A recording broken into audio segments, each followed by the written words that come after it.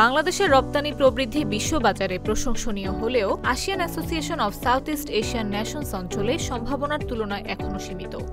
দক্ষিণ পূর্ব এশিয়ার দেশগুলো জনসংখ্যা, সংস্কৃতি, খাদ্যাভ্যাস ও ক্রয় ক্ষমতায় বাংলাদেশের সঙ্গে ঘনিষ্ঠভাবে সম্পর্কিত। তবুও এই বাজারে আমাদের অবস্থান গৌণ। রপ্তানি উন্নয়ন ব্যুরো ইপিবির তথ্য অনুযায়ী 2024-25 অর্থবছরে বাংলাদেশ আসিয়ান অঞ্চলে মাত্র 777.59 মিলিয়ন মার্কিন ডলারের পণ্য রপ্তানি করেছে, যা মোট রপ্তানির মাত্র 1.6%। অথচ ইন্দোনেশিয়া, ভিয়েতনাম, কম্বোডিয়া ও সিঙ্গাপুরের মতো দেশগুলো এই সময় রপ্তানিতে উল্লেখযোগ্য প্রবৃদ্ধি দেখিয়েছে। অর্থনীতিবিদ ডক্টর এম মাসরুর রিয়াজের মতে, বাংলাদেশ এখনও আসিয়ান বাজারকে অগ্রাধিকার দেয়নি। ইউরোপ ও উত্তর আমেরিকা কেন্দ্রিক মনোযোগের ফলে এই অঞ্চলের জন্য উপযুক্ত বৈচিত্র্যময় পণ্যের অভাব রয়ে গেছে। তিনি আরও বলেন, মান ও সার্টিফিকেশনের ঘাটতি, বাণিজ্য চুক্তির অভাব এবং লজিস্টিক চ্যালেঞ্জ বাংলাদেশের প্রতিযোগিতায় পিছিয়ে পড়ার মূল কারণ।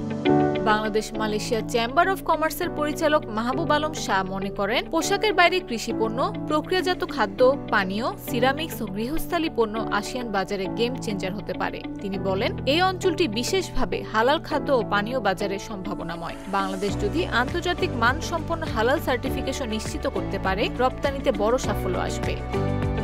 মালয়েশিয়ায় নিযুক্ত বাংলাদেশের উপ হাই কমিশনার মোসাম্মদ শাহানারা মনিকা জানান, 2026 সালের মধ্যে বাংলাদেশ মালয়েশিয়া মুক্ত বাণিজ্য চুক্তি এফটিএ নিয়ে আনুষ্ঠানিক আলোচনা শুরু হতে পারে। বিশেষজ্ঞদের মতে, আসিয়ান বাজারে সফল হতে হলে মানোন্নয়ন, সার্টিফিকেশন, বাণিজ্য চুক্তি, যৌথ বিনিয়োগ ও প্রযুক্তি সহযোগিতার মাধ্যমে বাংলাদেশকে এখনই উদ্যোগী হতে হবে। সময় এখন দক্ষিণ পূর্ব এশিয়ায় বাংলাদেশের নতুন রপ্তানি মানচিত্র আকার। নিউজ ডেস্ক, জাগো।